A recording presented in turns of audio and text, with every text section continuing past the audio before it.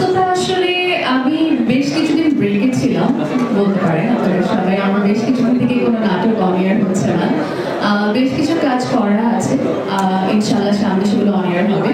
But আমি আসলে একটু ব্রেক নিয়েছিলাম বিকজ আমার কাছে মনে হচ্ছিল যে আমার কাছে নতুন কোনো স্ক্রিপ্ট আসছে না যেটা নিয়ে আমি আসলে আমার দর্শকদেরকে নতুন কিছু উপহার দিতে পারবো।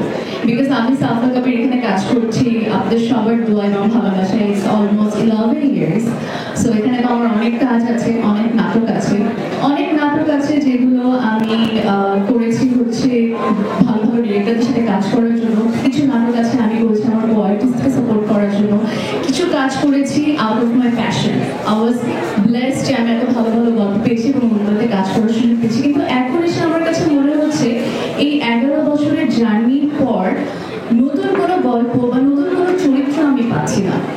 আর যেটা পাচ্ছি না কেন, খুবই কম। দ্যাটস ওয়াই আমার কাজের পরিমাণটা একটু কমে গেছে because I always want to maintain the quality. But ইনশাল্লাহ আপনারা সবাই দোয়া করবেন। আপনাদেরকে একটা খুব ভালো খবর দিতে যাচ্ছি। সো আই রিয়েলি হোপ আপনাদের সবার দোয়া আমার সাথে থাকবে এবং যে নাটকগুলো এখন অন এয়ার যায়নি খুব শীঘ্রই আপনার সাথে দেখতে পাবেন।